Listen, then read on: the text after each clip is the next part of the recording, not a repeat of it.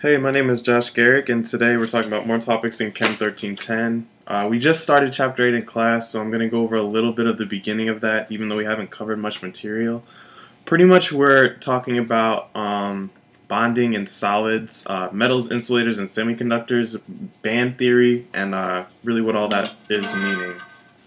So, I just have a couple slides to go through with that, so... Okay, so starting out, we have, make sure you can see this. Alright, so we start out with bonding in solids, metals, insulators, and semiconductors. Properties of metals can be explained by bonding in metals. They're malleable, which means they're worked into useful shapes or foils. They're ductile, so they can be pulled into wires, and they're also very good conductors of heat and electricity.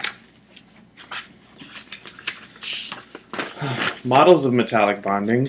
The bonding in metals cannot be explained in terms of ionic or covalent bonding. There is little electronegativity difference from element to element, so metals and alloys do not form ionic bonds. The outermost subshells are not filled, so a large number of covalent bonds would be needed to satisfy the octet rule. Okay, so more models. The sea of electrons model is the first and simplest qualitative explanation of metallic bonding. The valence electrons are delocalized and move freely throughout the solid. Explains all three properties of metals.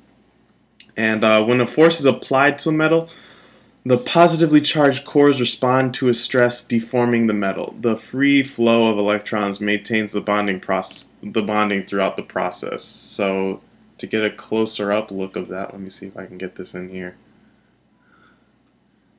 You can see a closer up look of the sea of electrons model. And okay. So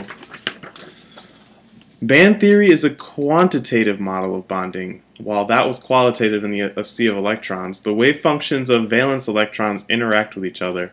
Bonding molecular orbitals result from constructive interference. Anti-bonding molecular orbitals result from destructive interference.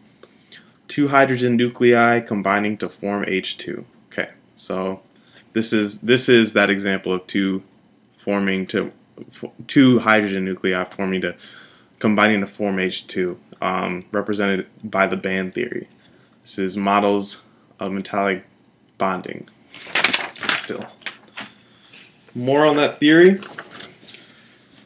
The number of molecule orbitals formed equals the number of atomic orbitals involved. For every bonding molecular orbital formed, one antibonding molecular orbital is also formed.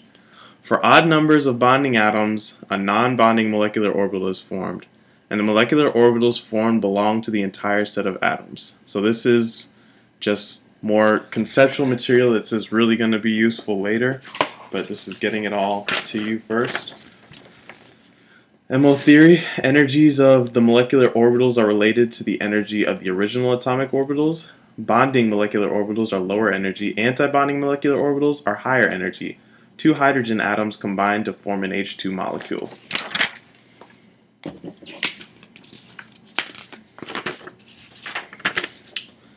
From MO theory to models of metallic bonding. As the number of atoms increases, the number of bonding and antibonding molecular orbitals increases. The energy spacing between molecular orbitals decreases, and for large numbers of atoms, the energy levels merge to form continuous band of allowed energies, as you can see in this examples here.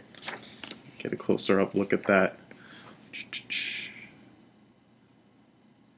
You have on the left 2 lithium atoms, 4 lithium atoms in the middle, and lithium atoms on the right as well. The energy is increasing. Going more into band theory and conductivity, electrons fill the lowest energy band. The energy difference between the filled and empty bands determines the electrical properties of the bulk material. The band populated by valence electrons is a valence band. The empty band above the valence band is the conduction band. The energy difference between the valence and conduction band is the band gap. So this is showing all three of those. The valence band, the conduction band, and the band gap.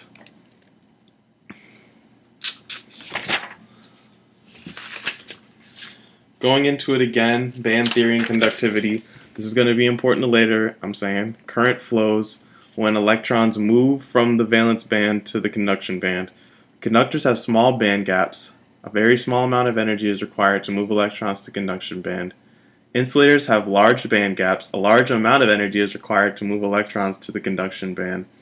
And semiconductors have band gap, intermediate of conductors and insulators. Band gap diagrams of a conductor, semiconductor, and insulator are shown here. So again, this is all just the very beginning of Chapter 8. We haven't covered it much in class, so I'm still trying to get the concepts as well, but there'll be more to come on all this, and this is just the beginning of all of that, talking about band theory and bonding in solids, metals, insulators, and semiconductors again. So I hope that helps a little bit with getting the intro material, but we'll get some more with it next time. Thanks.